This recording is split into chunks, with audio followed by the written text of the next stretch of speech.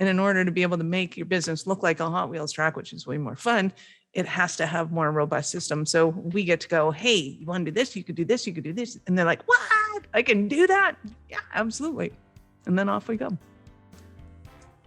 I'm Junaid Ahmed, host of Hacks and Hobbies podcast and a digital presence advisor at HumbleZone.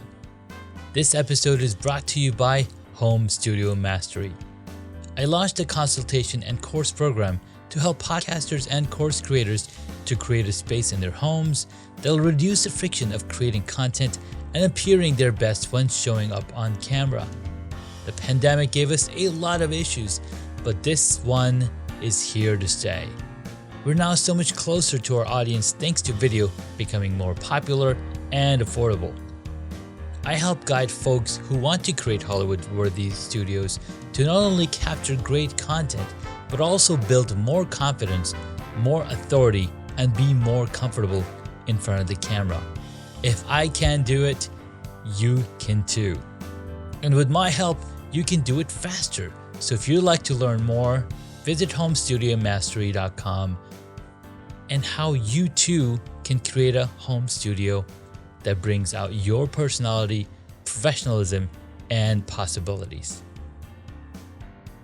Thank you for tuning in to Hacks and Hobbies with your host, Junaid. We're visited by our amazing guests coming from all walks of life who want to learn their story, their struggles, and their journey on how they got to where they are today. So stick around. Today we get to speak with Michelle Nedelec. She has over 20 years of experience in executive coaching, working with clients ranging from 8 figures to solopreneurs. Michelle runs the creative side of her Infusionsoft done-for-you marketing tech services company, helping entrepreneurs set up and maintain their Infusionsoft through her company, Awareness Strategies. Let's jump in to this episode as we discover how Michelle went from her executive coaching to providing service in a very niche market. Michelle, thank you so much for coming out to the podcast. Thank you for having me. I appreciate it. Absolutely. So tell us a little about yourself. Let's talk through where you got started. Awesome. So I am the creative director of our company called Awareness Strategies. We are an Infusionsoft done-for-you tech company. And the reason we got into that was back in 2003, I decided to go into public speaking. And that was my forte. Fortunately for me, my partner in business was in IT. He has a background, basically he's a software architect plus a bit. I'm not really sure what exactly he was doing. It was somewhere between a CIO and a software architect. And I was in the fortunate position that every time I wanted tech done for me, I got him to do it. And back in about 2015 or so, somewhere in there, we wanted to go online. People wanted online courses. They wanted to be able to access courses digitally, and we were trying to figure out how to sell the courses. And we realized that personal development courses just don't sell online. People don't want them. They don't sell. They're not looking for them, any of that fun stuff. Yeah. So we knew we had to pivot somehow. And about that time, my partner said, I just don't want to be doing the corporate gig for 3 years at a time anymore and then having to go and look. And I said, well, clearly, because we were in a mastermind with about 20 other speakers at that time, all trying to get online. And I said, clearly, people need help in the whole tech department. This is not something that's intuitive. It's not easy to figure out. And furthermore, no business owner in the right mind should be doing any of this stuff. So why don't we pivot into that arena? Because I could have done, how to speak from stage. I could have done a whole lot of other things. And we decided to go that route. And we've been doing it ever since, and it's been a ton of fun. Man, that's amazing. So you started with Infusionsoft. Sorry. Can't even say it. Can't even say words. I'm like, oh. And that's where most people start. You're doing what? Infusionsoft. And I think recently they rebranded themselves and call themselves Keep. Yeah. So they did, and they've kept the old Infusionsoft, and they call it Max Keep Classic. So it has all the functionality that businesses that we're working with need. And to us, one of the things that they've done in order to keep competitive amongst all of the software, that they basically created their own competitors. People were making it easier and faster for people to do it themselves, which to me is a deviant from business. Like, business owners should not be doing their own tech, for starters. So I see a problem there. Second of all, in order to be competitive, they took away some of the features that they figured startups didn't need. And we disagreed wholeheartedly that all business owners, especially if they're speakers, need to have the affiliate marketing. They need to have the shopping cart. They need to have e-commerce. They need to have all of these abilities to be able to bring in money and have other people supporting them and things like that. So we've stuck to it. And most of our clients know what Infusionsoft is, so it's not a shocker. And yeah, so we're bilingual. We can say it either way. Now, for those of you that haven't heard of Infusionsoft, it's a one-stop shop for email marketing, for managing your clients, for CRM. There's a whole lot in there, and I totally agree with you. Entrepreneurs should not be running their own tech, because, hey, you have an expertise in one specific area. Stick to that and bring in a team that can help you with the other areas that you're probably going to be spending way too much time that you want to in figuring that out. Right. Well, and you have to see this with your clients. I mean, if they're trying to figure out their AV stuff, it's like you can. Yes, you can. But really, it's super hard to do when you're in front of the camera to also be behind the camera, which right off the bat is like, okay, don't do that. Second of all, it takes you way longer to find that button when, meanwhile, you don't even have to look at your keyboard, and you know exactly what's going on and what cameras are going where. And they're much better off when they're just relaxed in front of the camera and doing their thing.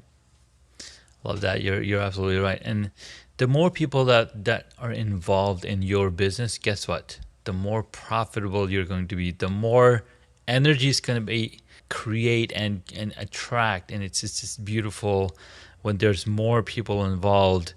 There's just automatically a lot more synergy. Yes, a lot more synergies involved. You took the words right out of my mouth. It's so much more fun to create when you have a team of people working with you, and especially when you have experts that know what they're doing. They know what looks good. They know how it goes. One of the biggest issues that most entrepreneurs have, and even if they're 7-8 figure entrepreneurs, they're constantly wanting to get stuff off their plate and going, okay, how do I train somebody to do this? Which is kind of a backwards approach to it, where when you surround yourself with experts, they're going, okay, I'm going to need this from you. I'm going to need that from you. So you're not pushing stuff off your plate. They're pulling it off your plate. And oftentimes they're pulling more off your plate than you know about. And they're going, oh, and that other stuff that you wanted done, get rid of that. It shouldn't be done at all. It's a waste of time and effort. And that can save a huge amount of money to a business owner, realizing what makes them money, what is the fastest path to cash, what is the easiest way to get a hold of my ideal client in a way that they want me to get a hold of them. And oftentimes we're so busy doing silly things that we don't realize that we're putting things in the way of our ideal clients getting more of our time and attention and giving us money. Yeah, that is so well thought out. I think you've been doing this for some time. Once or twice.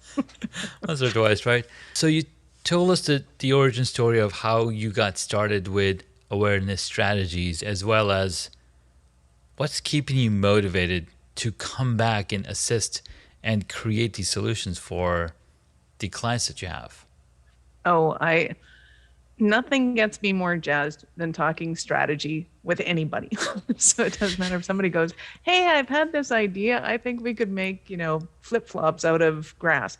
Hey, that's an awesome idea. What are you talking about? And I'll get into the who's it for? What are we doing?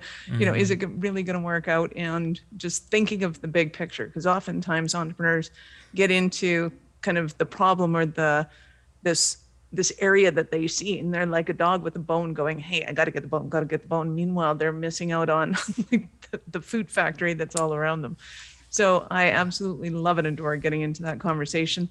And one of the biggest kind of pivots I made during COVID was to do a lot more podcasts so that I could go and meet a lot more people internationally and have more of those business conversations, because people just don't know what they don't know. Obviously, I don't know what I don't know. And by being able to have conversations with people like you, I have these amazing insights and go, oh my God, that's awesome. Yes, we got to go and do that. And off we go to the races. No, you're 100% right. The more people we talk to, the more people we're exposing ourselves to, the better we also get, right? We now know more people that I can connect you to. So for example, if somebody's looking for this specific solution, I'm like, hey, talk to Michelle. She's got it covered for you. You don't ever have to worry about that again. And voila. It's so much rewarding as well, because you're solving problems, you're creating solutions, and you're just making people's lives easier so they can focus and stay in their zone of genius. Yeah, especially when they realize what they can do, because so many times they're confined to what they see being done around them, and they don't realize what can be done. And I think that's too a lot of issues when it comes to Infusionsoft versus some of the other software platforms that are out there. People look at them and go, oh, okay, I need an email platform. Okay, done. Okay, great. And then they are stuck in the confinement of, oh, it doesn't do this, it doesn't do that. So they're kind of, it's like you're playing bowling and you keep putting bigger and bigger bumpers over the top of the gutter Like, so that you're go not straight. falling. It's like, you can do this one thing. And it's like, well, yes. And I'd really like to, be able to have this a lot more fun and make it look less and less like a straight line and more like a Hot Wheels track. And in order to be able to make your business look like a Hot Wheels track, which is way more fun, it has to have more robust systems. So we get to go, hey, you want to do this? You could do this. You could do this. And they're like, what? I can do that? Yeah, absolutely. And then off we go. So I love that. Totally love that. Keeping motivated, keeping the cycle moving and helping.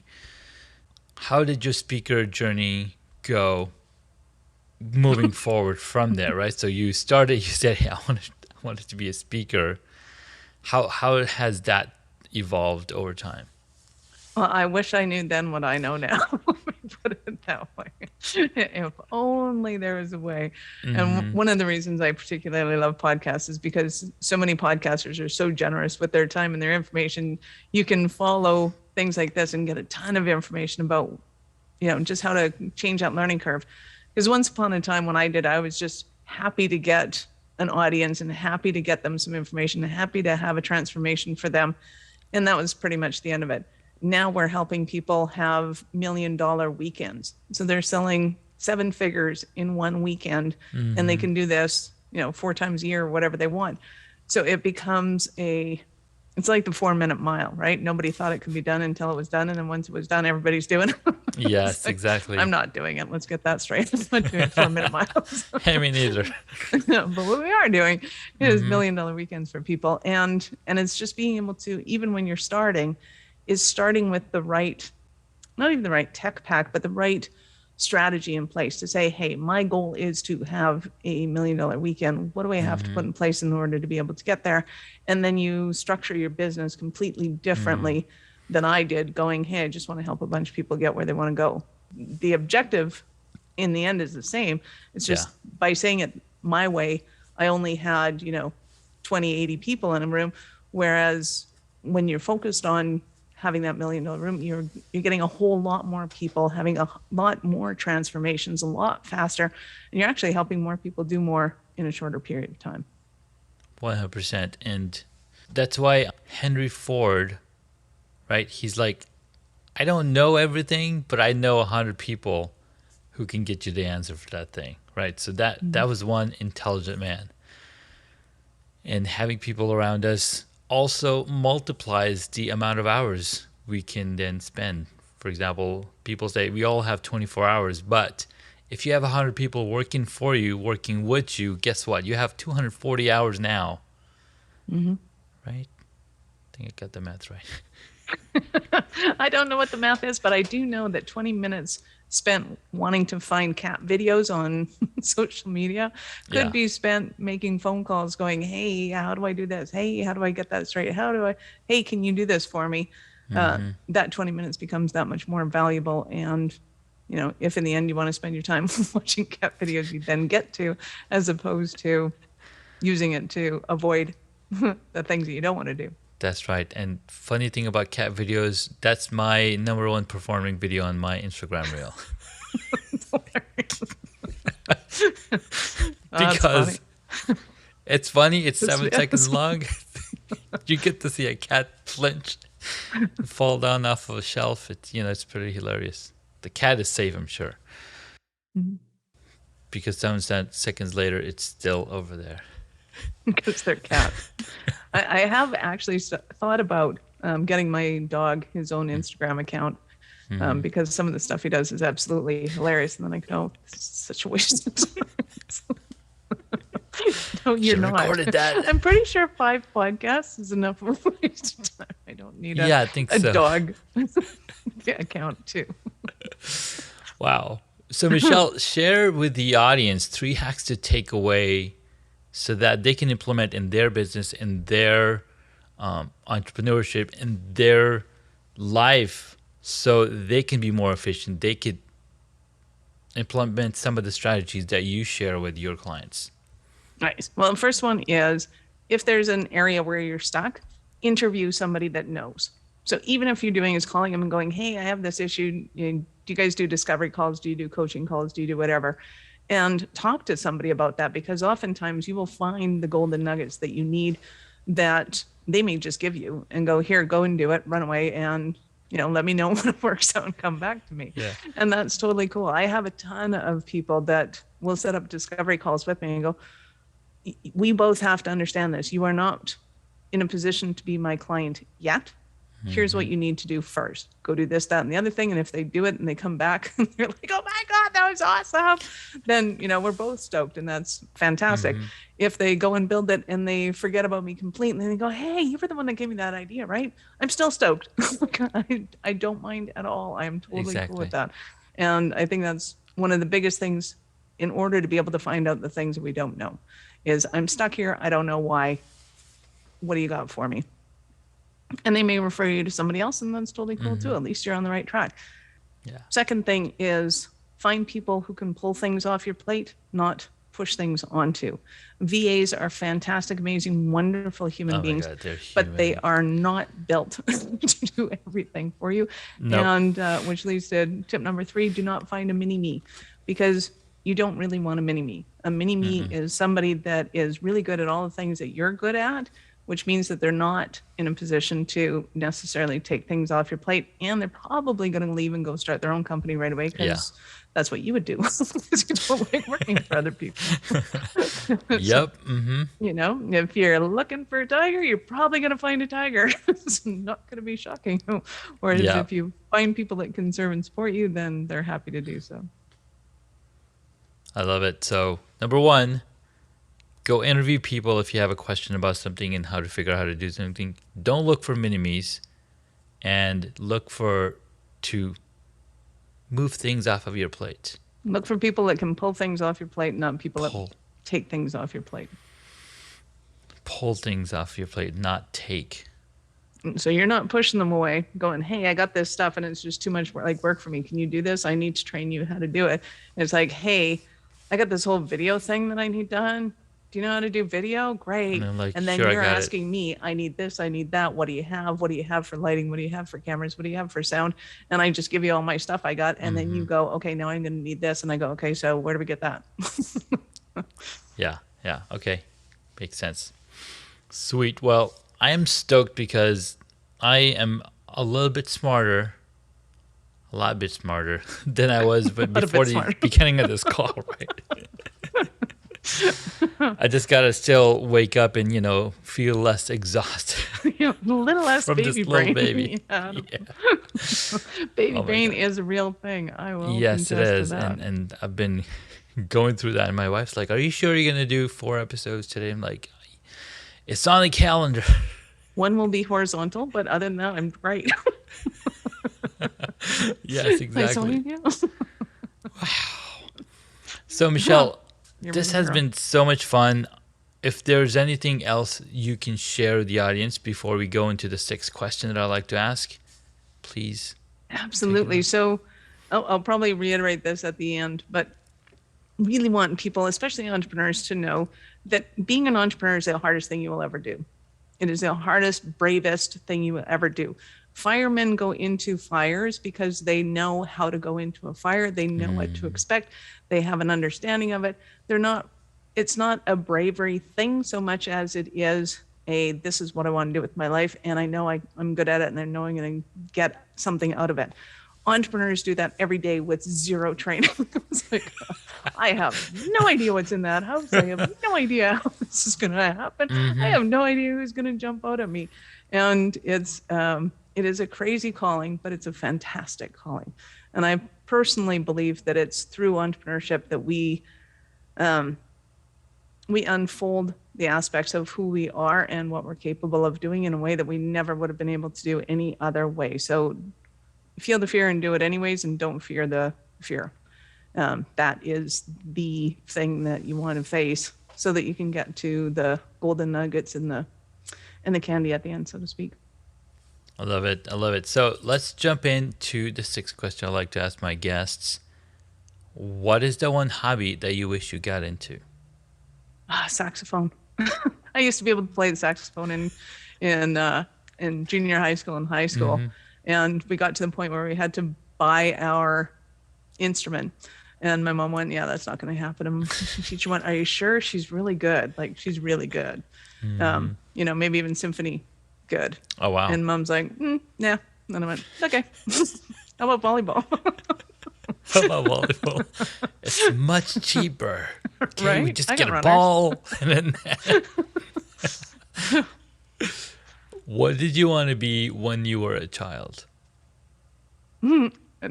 This is kind of funny. So my friend growing up and I would both teach each other things. She wanted to be a teacher. I said, I don't want to be a teacher. I just want to tell you how to do things because you're doing them wrong. Okay. So I became an adult educator. Who knew there is actually that job? There's a job for that, right? We don't want to teach little children who don't know anything. How about we teach people who know just a little less? Right? How about business owners? It's like, hey, you up there? Yeah, exactly. You started down this path, you didn't realize what you were getting into. Let me tell you how to solve this one problem. Exactly. I like it. I like it. What is your favorite movie or TV show? If none, how about a book? Well, my favorite movie was Mask with Cher. Way back in the 70s or 80s. I'm not sure when that was. She was amazing in that movie. I cried, I laughed, I was inspired. It took me through the entire emotional gamut, and I think I was like 11 or 12 or something. It's like, I want to be Cher when I grow up. Still want to be Cher. Cher is awesome. And my favorite book was the Book of Pi, because I think the Book of Pi was a metaphor for life. And one of the fascinating things about that book was he finds himself in the ocean with nothing to eat but fish, and he's a vegetarian. And I'm like, most people never think of that when they think of the book. And I'm like, it's a huge conundrum. Like, do you go against all your beliefs and eat the fish, or do you starve and hope that you make it through it? And I think it's a very good metaphor for business if you look at it as a business metaphor as well as a life metaphor.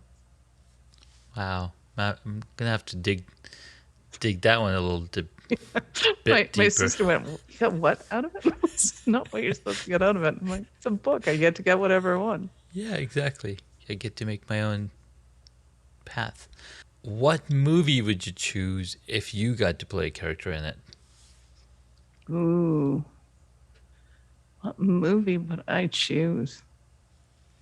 I don't know. There's some Mission Impossible ones that were super fun. All of the James Bond's one. But I don't want to be the Bond girl. I want to be Bond. You want to be Bond, I want to be exactly. Bond. Hell yeah. I think in the last James Bond movie, I don't know if you remember it. I don't know if you watched it, but it was a lady Bond, and then he steps in And like, oh, you're still alive. I guess you're the 007 now. You can take back your title. job. It was pretty hilarious. All right, next question. Who is your favorite superhero? See, that's another tough one because most superheroes are guys and most of the villains are women. So the weird part of me was I always loved Cruella de Vil. I loved her car particularly. She had a nice and I car. love puppies, and she was surrounded with puppies. I wouldn't have made coats out of them, but I still would have been her. And Harley Quinn, I think she's hilarious and awesome, and we have kindred spirits. But I would have got rid of the Joker long before she did. Yeah. Well, we also have Captain Marvel. I don't know if you've heard of Captain Marvel or Wonder Woman. Some pretty amazing superheroes. Wonder Woman's pretty awesome. I did see the documentary on the movie, and I'm thinking she's more awesome now. So yeah, okay, plus. Perfect. We got one in. We got one in there. We got it in the bag. Last question: if you were a board game, what would it be? Awesome. I was a board game. What would I be? Well, I used to love Monopoly, and when my son was young, he used to phone my sister and I from work and go, "It's an emergency, Mom. I need to play Monopoly." And we'd cancel our appointments and go home and play Monopoly with them. And then Laura Langemeyer came up with another game that's kind of a version like that, getting out of the rat race and going into the investment side of things. I'm like, we could take that one, but take it up a notch. I like that. All right. Yeah, so it's the Monopoly. Monopoly is the board game hierarchy. You would be. I love it. All right. So where can the superpreneurs listening to this podcast find you? Awesome.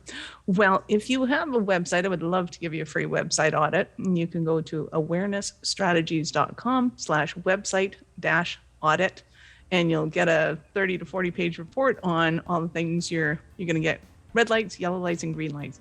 Green lights are all the things you're doing awesome and you're getting traffic to your site. Yellow lights, you're slowing down traffic and Google's going, that's not working for us.